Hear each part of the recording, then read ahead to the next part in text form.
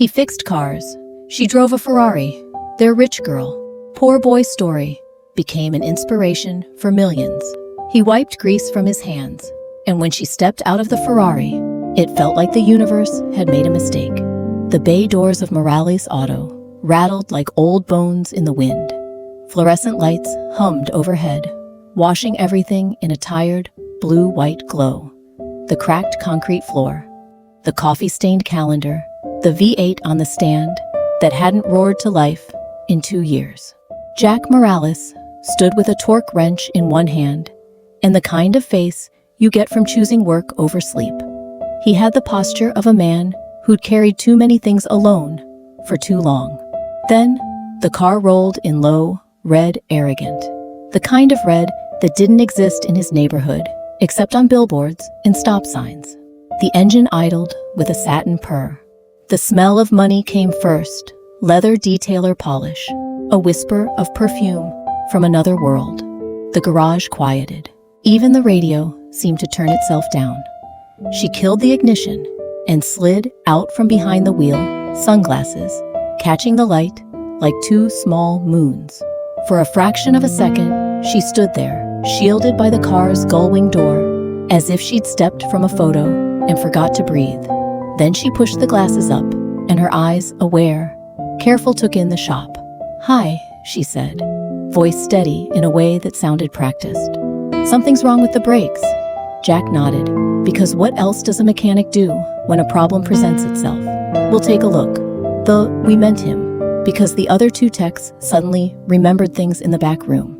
He circled the car, pretending the existence of this machine in his space didn't rearrange gravity. A Ferrari, 488 track pack, carbon ceramics. A car that glided past his bus stop every few Fridays, like a rumor. Seeing it, with its heart beating in his bay, felt like blasphemy. He knelt, fingers on the caliper bolts. Name, Isabella. She hesitated. Isabella Crane. If you like real stories, told with clarity and truth, hit subscribe. Because this one starts with brakes and ends with a world learning how to stop and listen. Jack logged the intake. He wasn't new to rich girl disasters. Curb, rashed rims, valves that complained engines treated like jewelry. But Isabella didn't hover, didn't pepper him with the typical, "I know a guy" questions. She watched him with the quiet focus of someone used to rooms rearranging themselves for her, and equally used to feeling completely alone inside them. He lifted the Ferrari. The hydraulic scissor arm groaned, then locked with a reassuring click. "Take a seat," he said, nodding to the mismatched chairs near the coffee machine. "It's gonna be a minute." She tucked a strand of dark hair behind her ear and moved to the plastic chair like it was velvet. The shop's resident stray cat, named Twilight, for reasons nobody remembered, stalked by, sniffed the tire, and decided even he was unworthy of this red planet. Jack pulled the wheel. The carbon ceramic rotors were fine. The brake pads, too. He frowned, smiled a thing his face did, when curiosity won. "You sure it's brakes? There's..." A noise, Isabella said. "When I turn, a soft grind, like sand in a pocket. Grinds, not brakes." He slid on a creeper and disappeared under the chassis. Could be gravel caught in the shield, a loose clip, steering rack, bushing, or nothing, he said. Sometimes expensive things like to complain. Silence. Then, so do people. He glanced out from beneath the car. She was staring at the bay door. Not a person in the world, just the light on metal. He filed the comment in the cabinet, where he kept things he couldn't fix. He found it a clip, bent just enough to let small debris sing a private song against the rotor shield. 10 minutes, a gentle hand, it was corrected. He liked problems like this. Clear, solvable. It made him dangerous to himself because it taught his hands to believe all problems could be quieted if you just approached at the right angle. "Fixed," he said, lowering the car. That fast, a smile started, then thought better of itself. She rose, crossed the few feet with the walk of someone who'd learned to make stilettos behave. "Thank you." He quoted the shop minimum. She didn't blink at the number. Jack told himself he didn't care what that meant. While he wrote the invoice, the world outside pressed its nose against the glass buses, coughing by a siren, sliding past two kids sharing fries under a flickering streetlight at the bodega. Morales Auto was where people came when things broke, axles, alternators, sometimes hearts. The city felt truer from here than anywhere else. Receipt, he asked. Email, please. She recited an address that ended with a domain Jack had only seen on news articles. He typed slower to be sure he didn't miss a letter. Crane. The word tugged a line from the local paper's property section. He shelved in his head, Crane Holdings breaks ground on riverfront towers, old warehouses, new parks, rent like oxygen in a burning room. Isabella ran her fingertips along the fender. Not to show off, he realized, but the way you touch something that's both yours and not. He went to drop her keys into her palm, then stopped. The key fob felt too light. He flipped it. Noticed the split seam along one side, like the casing had been recently pried open, and snapped back fast. Your key's loose, he said. May pop. Want me to reseat it? Oh. She blinked, something flickering behind her eyes. Surprise, then calculation, then a careful smile. Sure. He split the casing with a small flathead. The battery sat snug. But there was something beneath the plastic. A thin, folded slip, wedged under the button board, almost invisible, against the matte black. Isabella inhaled. It was the first thing that felt unpracticed about her. Jack lifted the slip free. It wasn't paper. It was a silvered card, the size of a gum wrapper, etched with a QR pattern, and a 4-digit code written in pencil, 1107. The metallic surface caught the fluorescent light and threw it back at him in a cold laugh. He didn't read it aloud. He didn't ask. He did what he'd learned to do with things that belonged to other people's lives. He held it between two fingers and offered it back. Isabella didn't move to take it. For a strange heartbeat, she simply looked at the card, like it might rewire the room. Then she slipped it into her purse, with a motion too quick to be anything but fear. What is it? He asked, gentle as a socket on an old bolt. Nothing, she said. He raised an eyebrow. Parking pass, she amended. For the towers. My father's lots. Jack slid the battery back, snapped the fob shut, and told himself again he didn't care what that meant. He'd spent most of his life learning the rituals of not prying. He handed over the keys. You're good to go. She accepted them, kept her gaze on the fob. Can I ask something? He waited. How much would it cost? She said words, careful, like stepping on ice to fix a car that's not broken. Jack laughed before he could stop himself. That a riddle? Her smile didn't reach her eyes. Maybe I just like this place. People said things like that when they wanted to be seen without admitting it. Jack had grown up inside other people's lies. He knew their shapes, their smells. He also knew there was a difference between a lie and a shield. Bring it back when it complains again, he said. We'll pretend it's urgent. The sunglasses went on. The mask returned. She slid into the seat like gravity remembered her and felt sorry. The Ferrari woke with a purr that made the bay's old air shake off its dust. She was halfway to the street when she braked. The brake lights painted the shop a soft red, like a blush. The building didn't know it could still feel. She leaned over, popped the glove box, fumbled, then stopped. Slowly, she closed it again. She looked back at him through the windshield. The kind of look that says, I am about to do something small, that changes everything. She set the parking brake, opened the door, stepped out in heels that shouldn't have survived concrete, and called across the shop. What time do you close? 6, he said. She checked the time on a watch that probably cost more than his car. I'll be back. At 6:05, Jack watched the Ferrari slip into traffic, like a shark into a river of minnows. Only when the taillights disappeared did he allow the question to surface. Who puts a QR key in a fob, unless the lock it opens isn't supposed to exist? He returned to the counter to log the job and saw something he couldn't explain, a second slip of silver paper, tiny as a thumbnail, wedged beneath the edge of his mouse pad. It hadn't been there before. He would have bet his last socket set on it. He pulled it free. No QR this time, just 4 numbers in pencil, 1107, and beneath it, a single word in precise, expensive ink, North. Jack stared at the door she'd just driven through. He didn't chase rich girls. He chased answers. Outside, the bus groaned to a stop at the corner. Inside, the shop clock ticked toward 6. What he didn't know, and what she couldn't say, was that his shop had just become the safest place in the city, for a secret no vault could hold.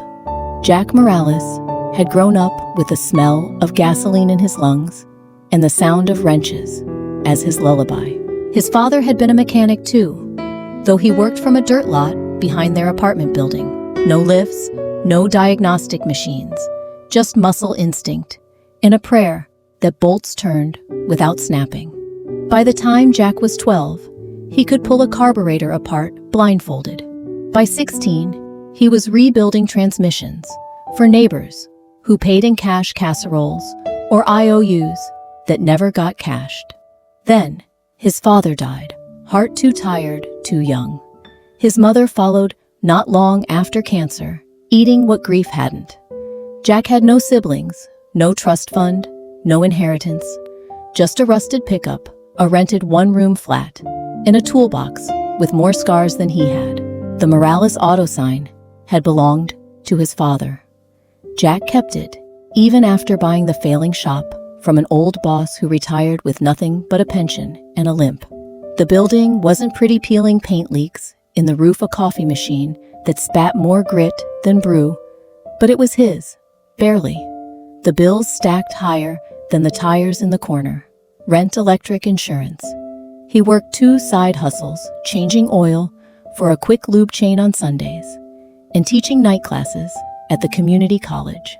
Every dollar stretched, snapped, got taped, stretched again. Dreams, he had them. Big ones. He wanted to design cars that weren't just machines, but art choppers, with heart, street racers, with soul. He sketched them sometimes, on the backs of receipts. Sleek silhouettes, wild curves. But sketches didn't pay rent. Customers did. And customers didn't want dreams. They wanted brakes bled and tires patched cheap. Jack had learned to live like his cars, running on fumes, making noise when he should have quit. His clothes smelled of oil, even after washing. His nails were permanently blackened, no matter how much orange soap he used. His friends, the few that stuck around, joked that he'd marry a socket wrench before he married a girl. He didn't argue, because girls like Isabella Crane didn't exist in his world. Not really, but she came back. True to her word, the Ferrari returned at 6:05 the following evening, pulling into the bay like it belonged there. Isabella stepped out, same practiced grace. But this time, she carried a bag of coffees. She set one on his counter. "Thought you might need it," she said. He blinked. Customers didn't buy him coffee. They bought excuses, demanded discounts, complained about prices. He accepted. Thanks. They didn't talk about the slip of silver paper. Not directly. But when she leaned against the counter watching him work, Jack caught the flicker of something in her eyes. Loneliness. The kind that even money couldn't buy away. Over the next week, she kept showing up. Sometimes the car needed checking. Sometimes it was making a noise. Once, she admitted it didn't need anything at all. She just wanted to sit in the garage and listen to him work. At first, Jack resisted. Rich girls didn't notice guys like him. And if they did, it was for entertainment. A novelty. Something to brag about later. But Isabella wasn't like that. She asked about his sketches. She laughed at his terrible radio station. She shared stories of her world. A father who scheduled her life, down to the hour, a fiancé chosen more for balance sheets than affection. Jack learned she hated champagne, but loved diner milkshakes. That she kept a secret playlist of rock songs her family would have considered uncultured.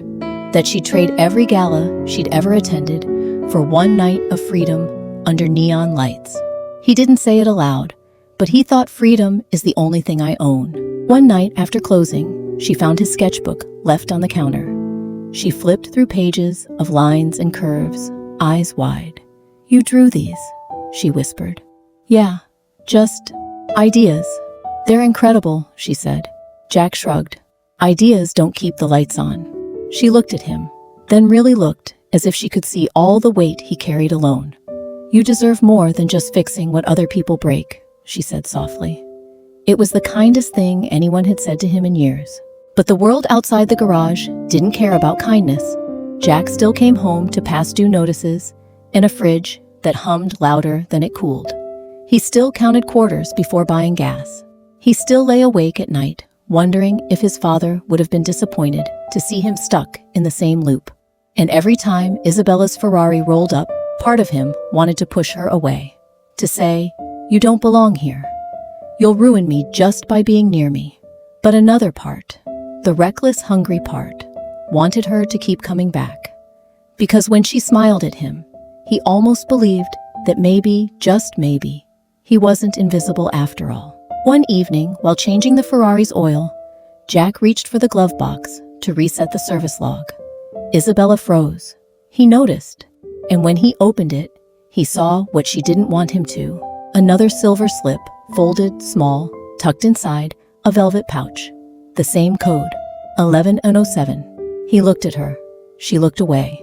And Jack realized something important. Whatever Isabella Crane was hiding, whatever secret lived in those slips of silver, it wasn't just rich girl drama. It was dangerous.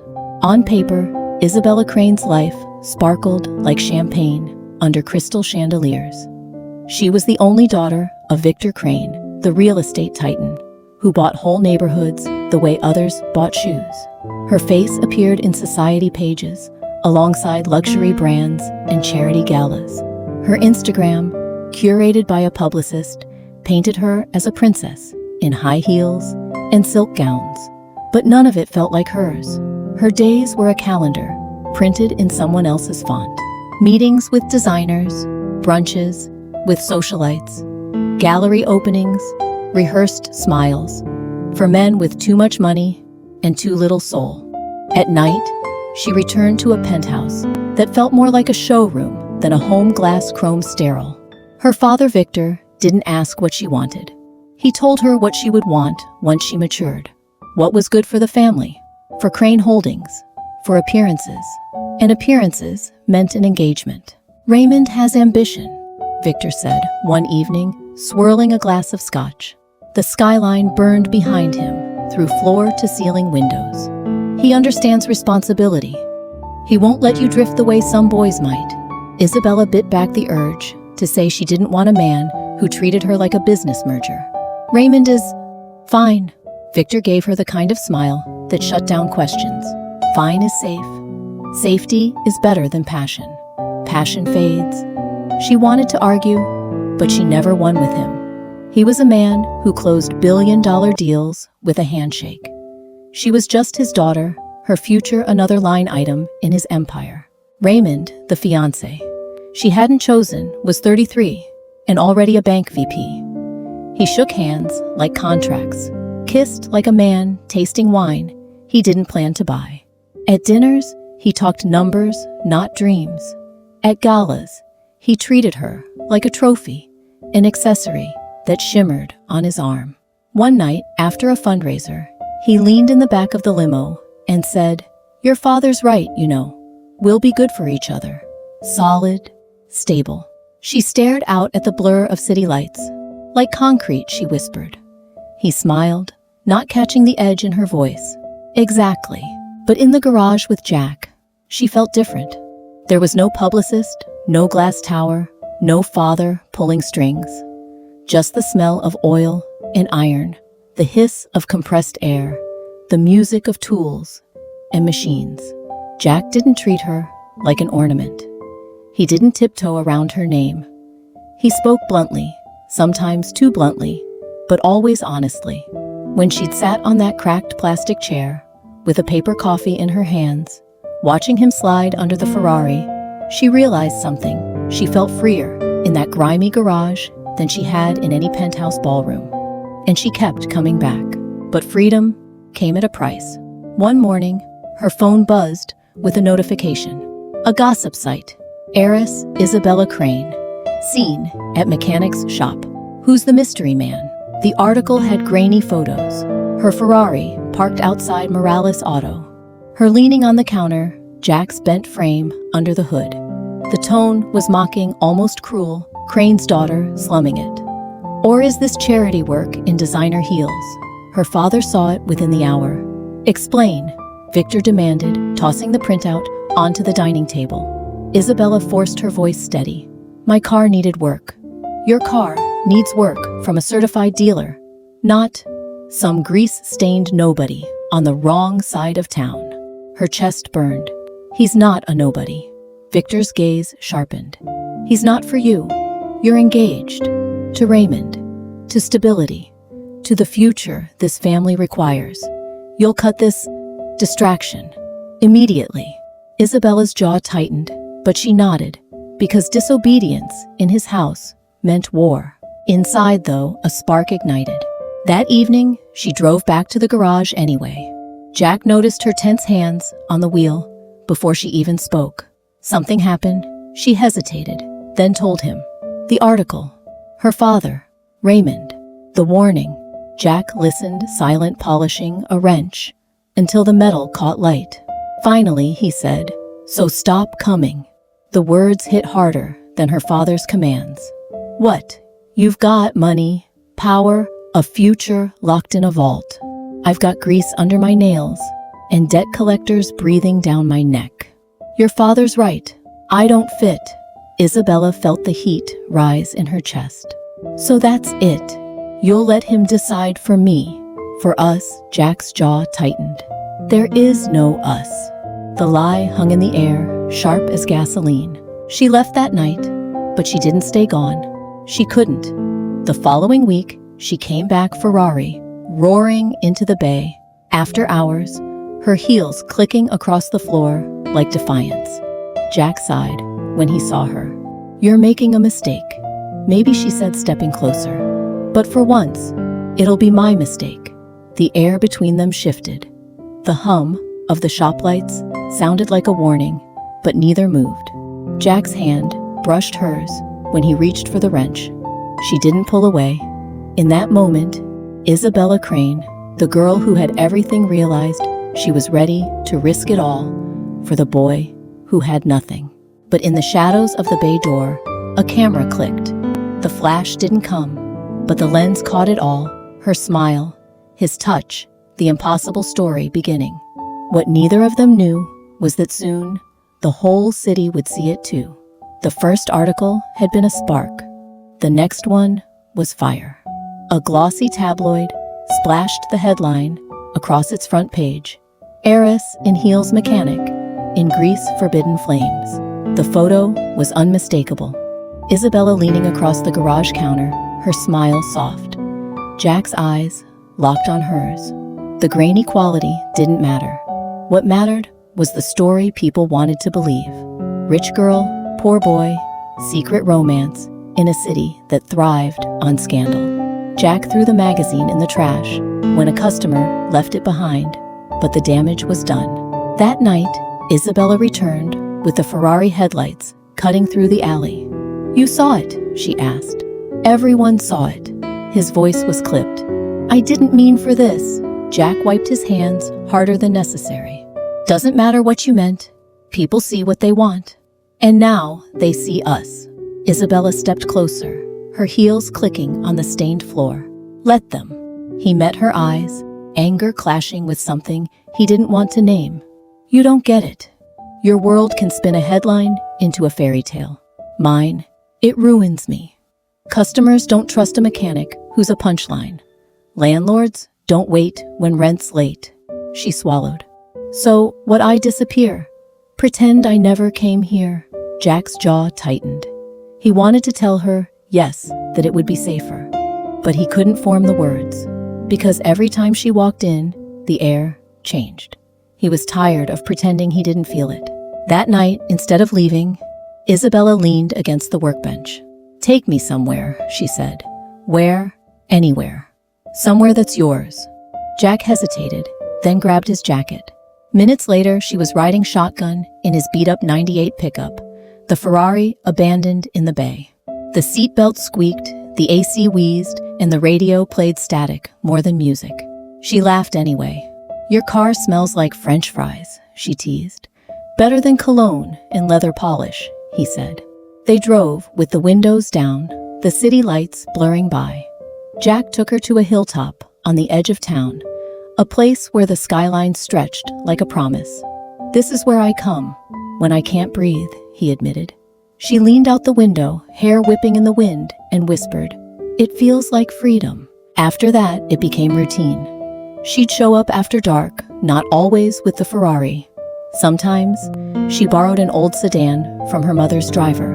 Sometimes, she walked from the train.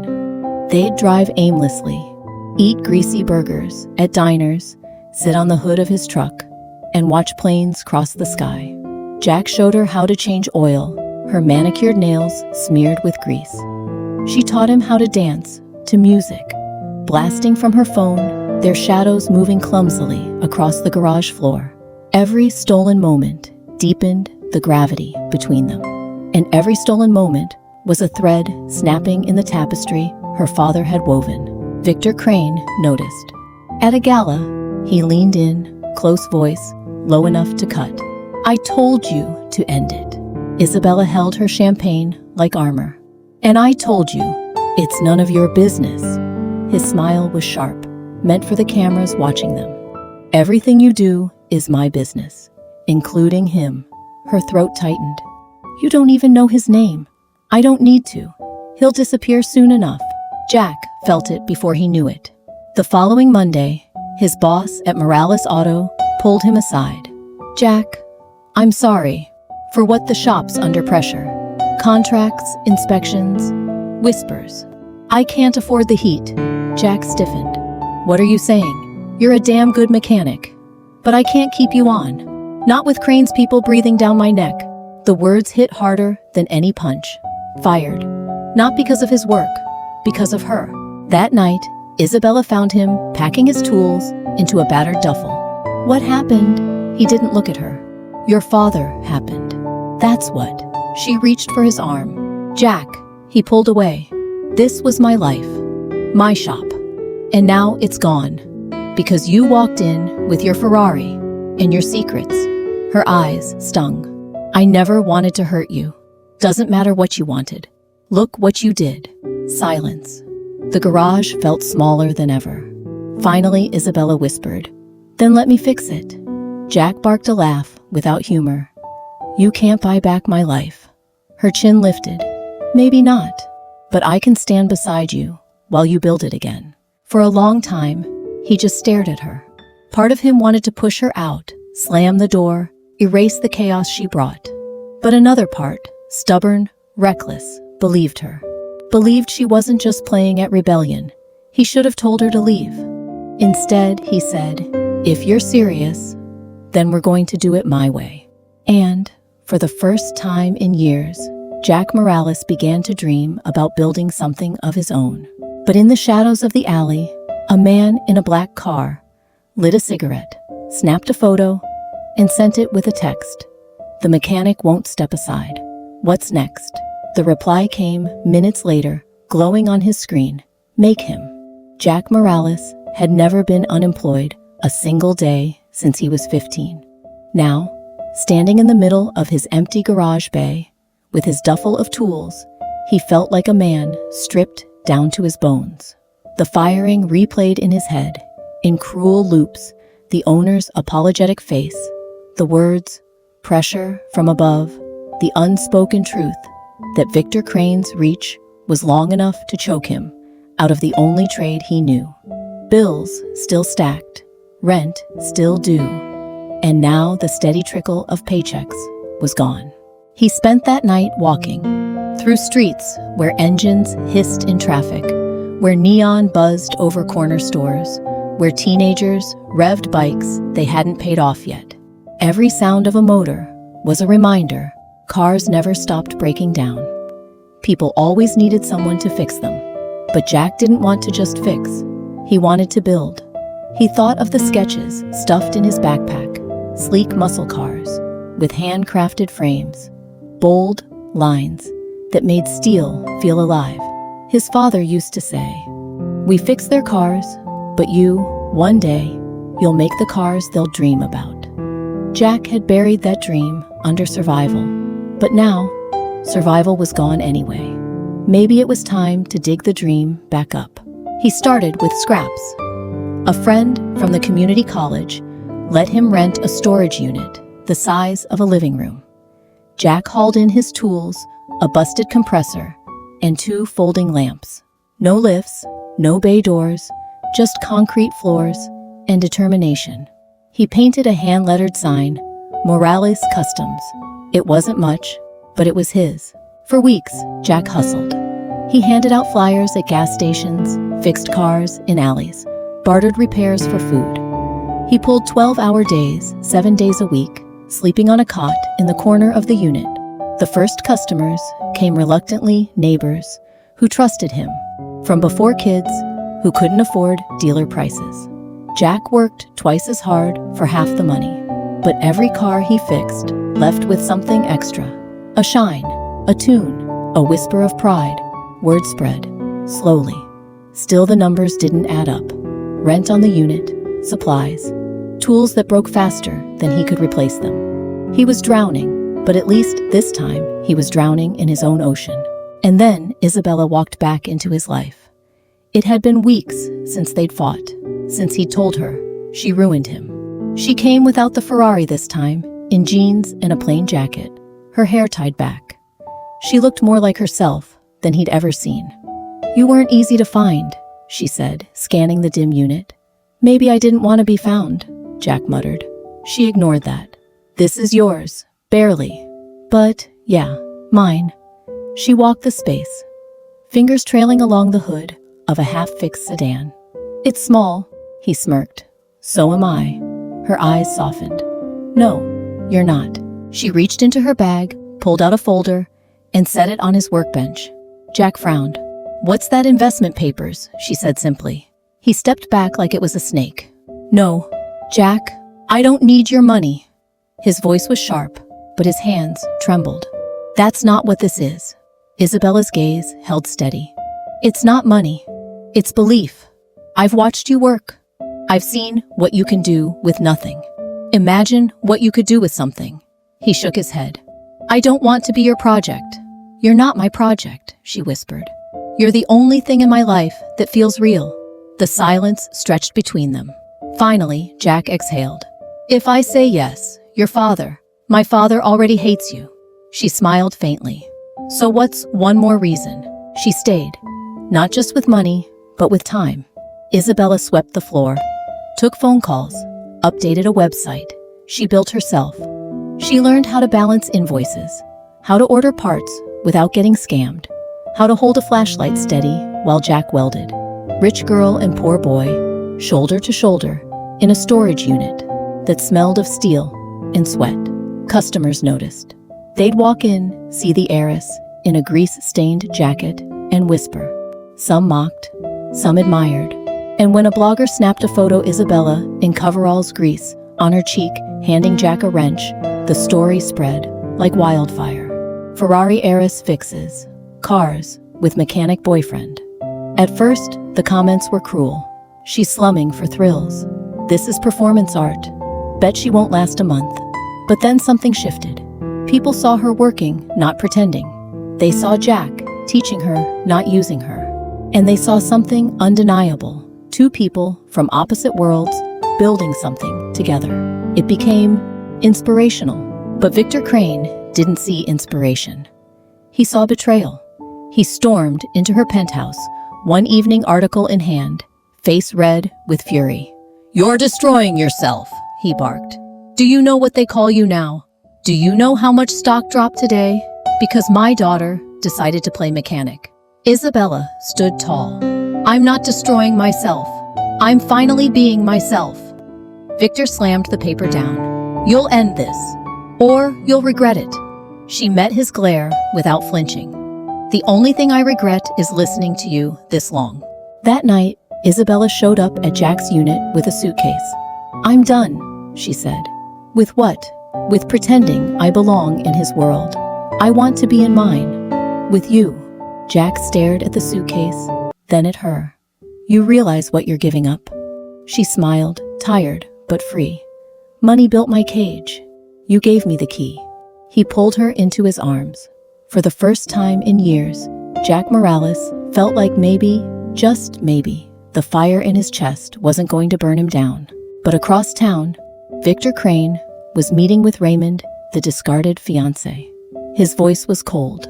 If she won't come back willingly, we'll make sure that mechanic won't last another month. Jack never imagined he'd see Isabella Crane in a pair of coveralls, hair tied back, grease smudged across her cheek. Yet, every morning now, she stood beside him in the storage unit that doubled as his garage, sleeves rolled up answering calls while he worked on engines. At first, customers didn't know what to make of it. Some laughed, some whispered. One man actually asked if she was lost. Isabella smiled through it all. No, she'd say calmly, handing Jack a wrench. I'm exactly where I'm supposed to be. And slowly, people began to believe it. They built routines.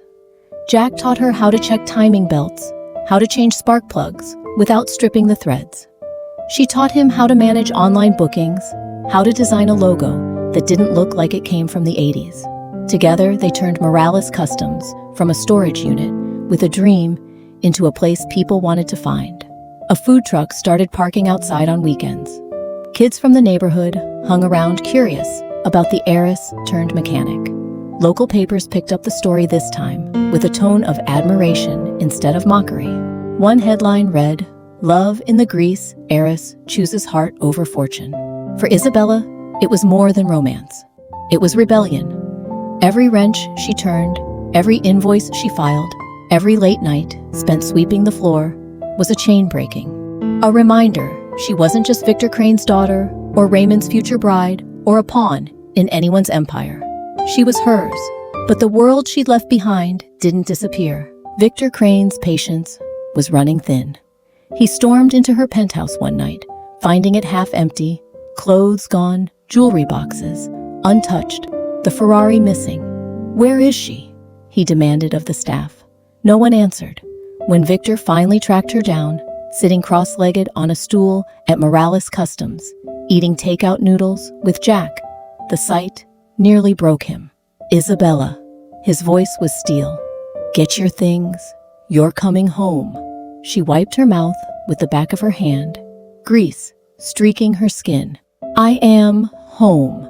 Victor's face darkened. This farce ends now. You're humiliating yourself. You're humiliating me. I'm living, she snapped. For once, I'm living. Jack tried to step back, not wanting to ignite the fire further, but Victor's glare landed on him like a hammer. You, he hissed. Do you think this will last? You think she'll trade silk sheets for greasy rags forever? You're a distraction, a stain.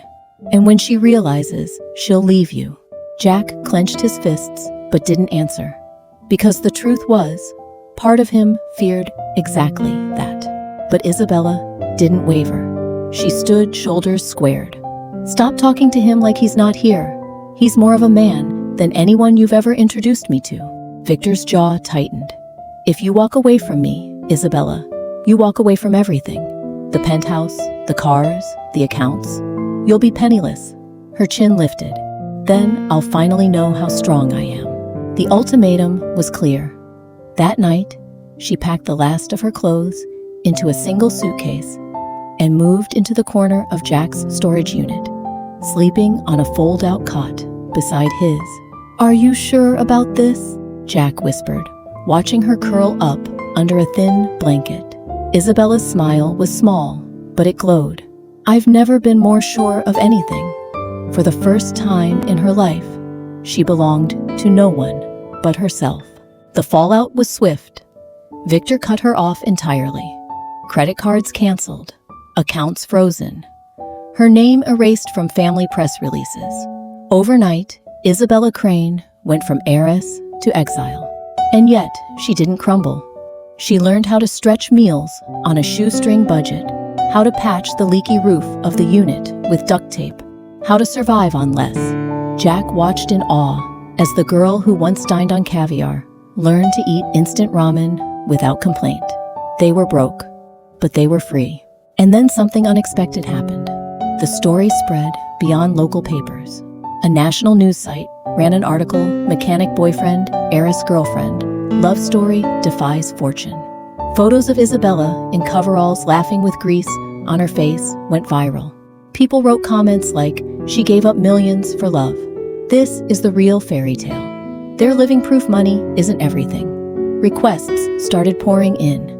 Car enthusiasts wanted custom jobs. A small-time investor called curious about expansion. The shop, once empty, buzzed with customers. What started as survival was turning into momentum. One evening, Jack and Isabella sat outside on the hood of his old pickup, watching the city lights flicker. "You realize," Jack said, "you're a bigger reason this place is surviving than I am." She smirked. "Don't tell me you're intimidated." He shook his head. "No, just grateful." Her expression softened. "We're partners, Jack. That's what this is. Not rich girl helping poor boy. Not poor boy saving rich girl. Just us." Jack leaned closer, voice low. "Us." Their lips met, and for the first time, neither felt like they were reaching across worlds. But freedom had a cost. From his office tower, Victor Crane watched the headlines grow.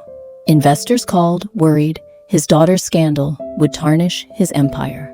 Raymond, the fiancé she'd rejected, called too voice-sharp with resentment.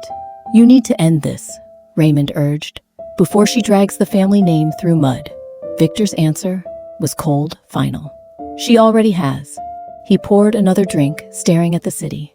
"Now, it's time to bury him." At first, it was just a few photos, Isabella laughing as she balanced a tire iron, Jack wiping grease across his jeans while showing her how to check an oil filter. Then, someone filmed a video, Isabella hair tied back, laughing as she tried and failed to start a stubborn old truck, while Jack leaned in, hands steady, voice patient. The video spread, and suddenly, their quiet rebellion wasn't quiet anymore. The heiress and the mechanic trended on Twitter. TikToks popped up with edits of their photos, overlaid with dramatic music. People wrote captions like, "She traded a Ferrari for love in a garage. Rich girl, poor boy. The story we all needed." Jack wasn't sure how to feel. One day, he was anonymous, just another grease-stained mechanic in a city that didn't care if he sank or swam. The next, strangers recognized him at gas stations. Customers booked repairs just for a chance to meet the couple who defied money. And Isabella, she didn't hide anymore. She smiled when people whispered. She posted her own photos, unpolished, real. Her followers multiplied by the thousands. For once, she wasn't a crane in designer heels. She was just Isabella, and the world loved her for it. But fame came with fire. One evening after closing, Jack scrolled through comments on his phone. "They're inspiring. Proof love wins. Wish I had her courage." And then, others. "She's playing poor for clout. Wait until she leaves him. He's using her for attention." Jack shut the screen off, jaw tight. "It won't last," he muttered. Isabella, sitting cross-legged on the hood of the Ferrari, tilted her head. "What won't? This. Us being a trend. People get bored. They'll turn on us." She hopped down, walked over, and slipped her hands into his. "Let them. They don't get to decide what's real." Jack wanted to believe her, but deep down, he feared his whole life was about to get ripped open. He wasn't wrong, because Victor Crane was done staying silent. The confrontation came live on TV. Jack and Isabella had agreed to a local news interview, a human interest story about their unlikely partnership.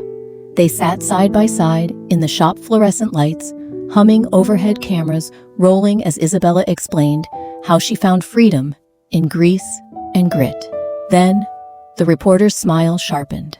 "And now we have a special guest joining us remotely, Victor Crane." Jack froze. Isabella's breath caught. The screen behind them lit up, and there he was, immaculate suit, skyline behind him, eyes like steel.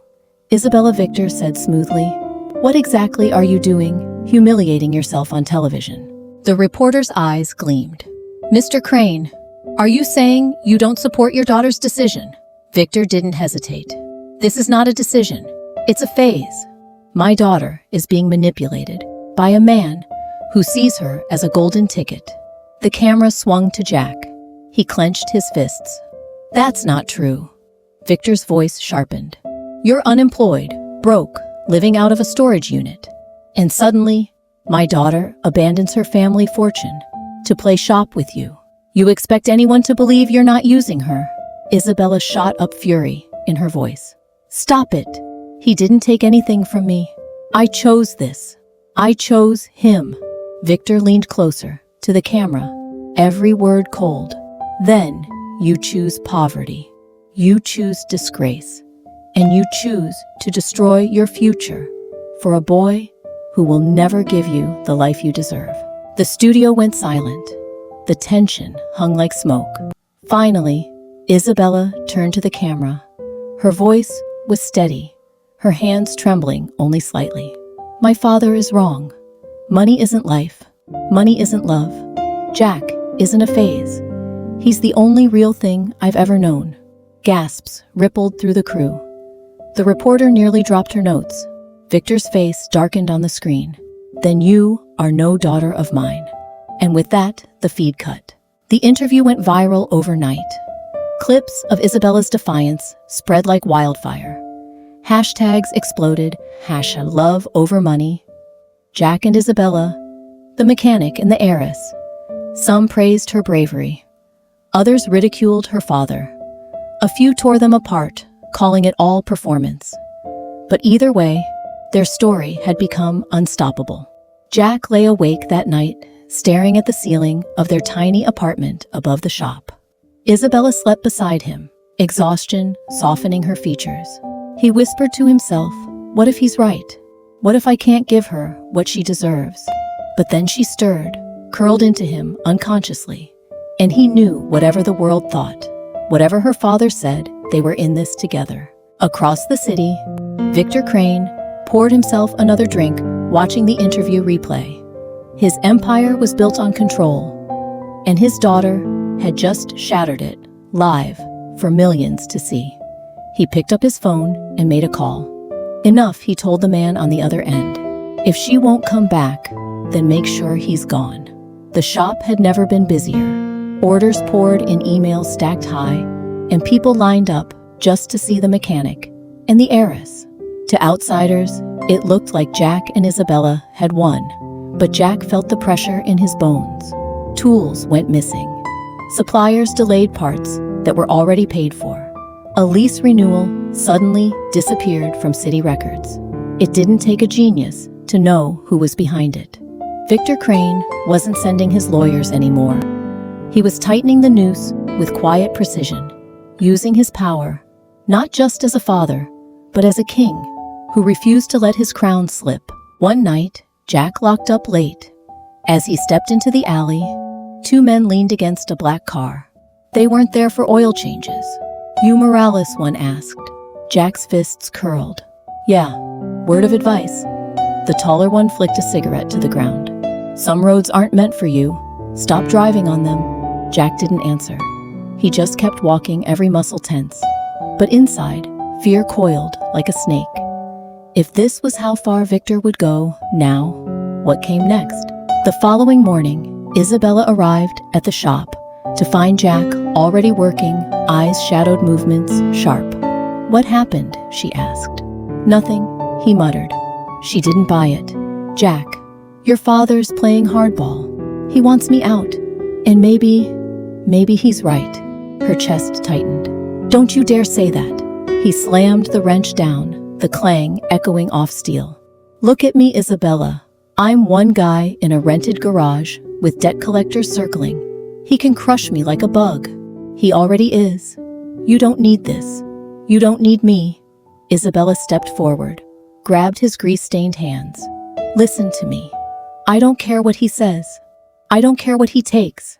I'd rather have nothing with you than everything without you. Tears burned in her eyes. Don't let him win, by making you doubt us. That night, Victor himself arrived. Not through lawyers, not through thugs. He walked straight into Morales Customs in a tailored suit that cost more than the shop's monthly rent. "Isabella," he said, voice like granite. "We need to talk. Alone." She squared her shoulders. "No. Say it here." Victor's eyes flicked to Jack, dismissive. "Very well." He set a folder on the counter. Inside, contracts, accounts, deeds, wealth laid out like an arsenal. "Come home," he said. "Marry Raymond. Reclaim your inheritance. End this circus. I'll restore everything you've lost." "And if I don't?" Isabella asked, voice trembling but firm. Victor's gaze hardened. "Then you walk away with nothing. No name, no fortune. And I will bury this garage until it's rubble. You'll be forgotten. He'll be forgotten." The ultimatum hung heavy.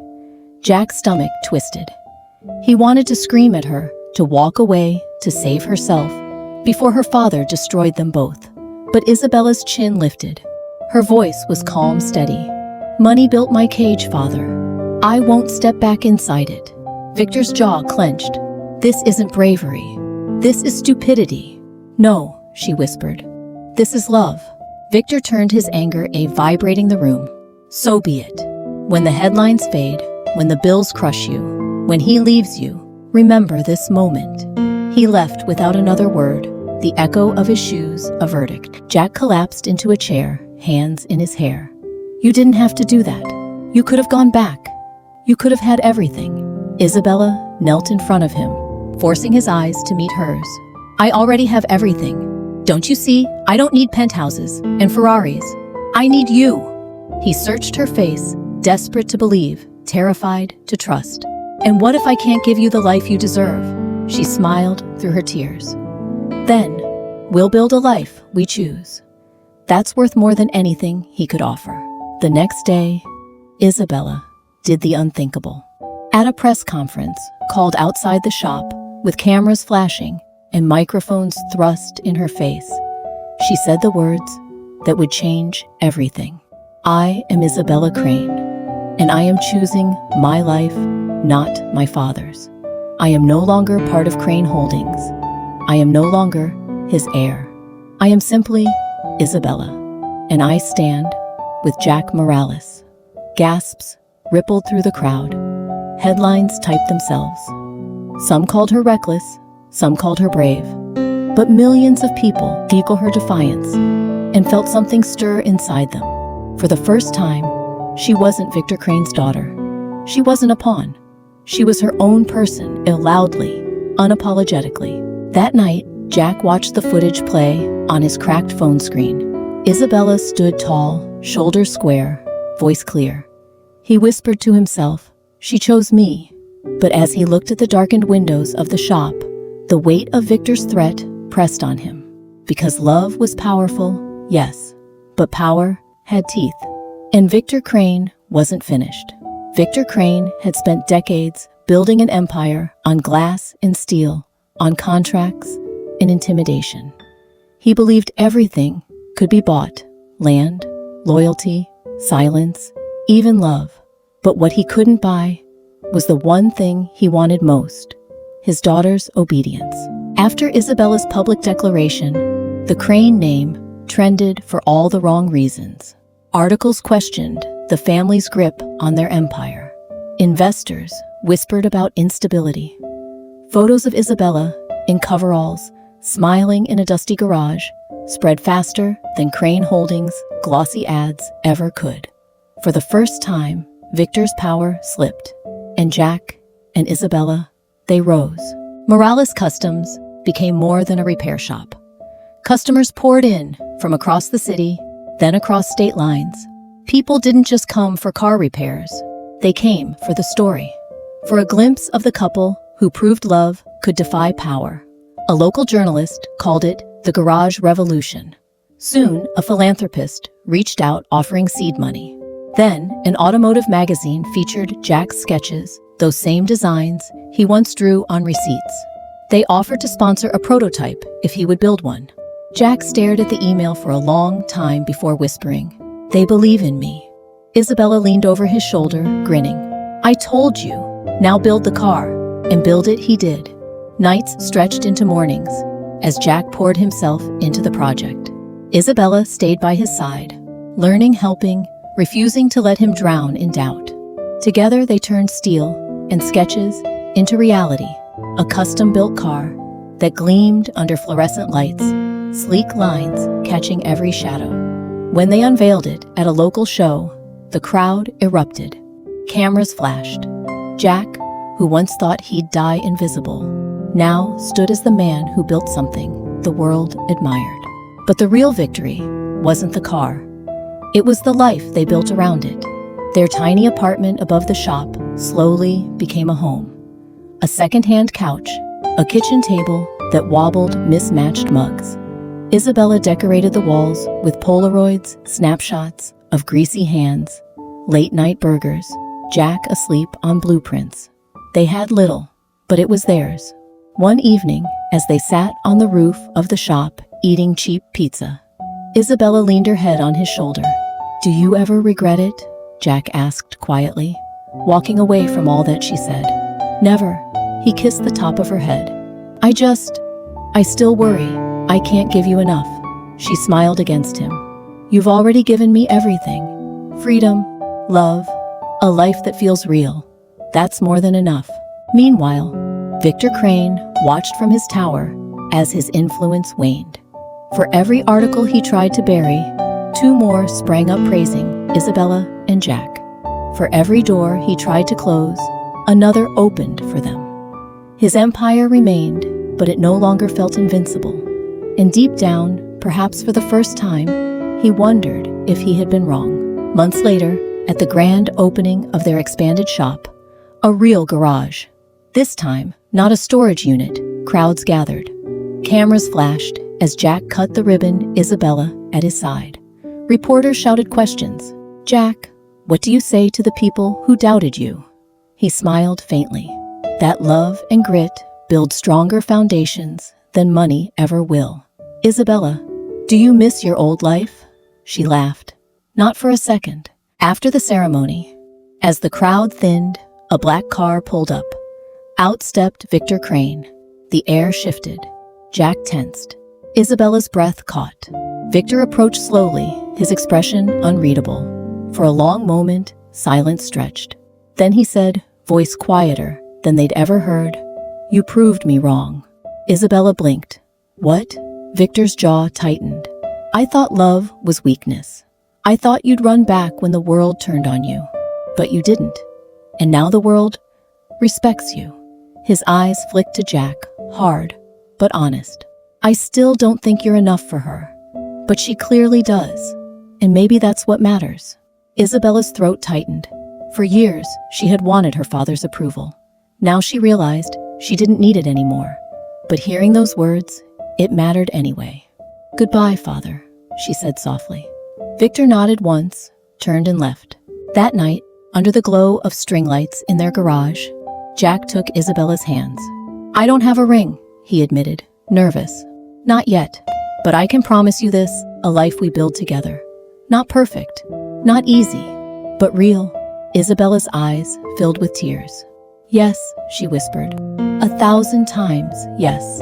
They kissed, grease-stained and exhausted, surrounded by engines and blueprints. And for the first time, Jack didn't just feel like a mechanic. He felt like a man who had built not just cars, but a future. Years later, their story would inspire millions. Couples would share their photos, quoting their interviews. Teenagers would hang posters of Jack's custom cars, scrawling dreams on the margins. Because in a world obsessed with wealth and status, Jack and Isabella proved something simple, something timeless. Love, when chosen, is worth more than everything you're handed. Epilogue. On the wall of their home hung two frames.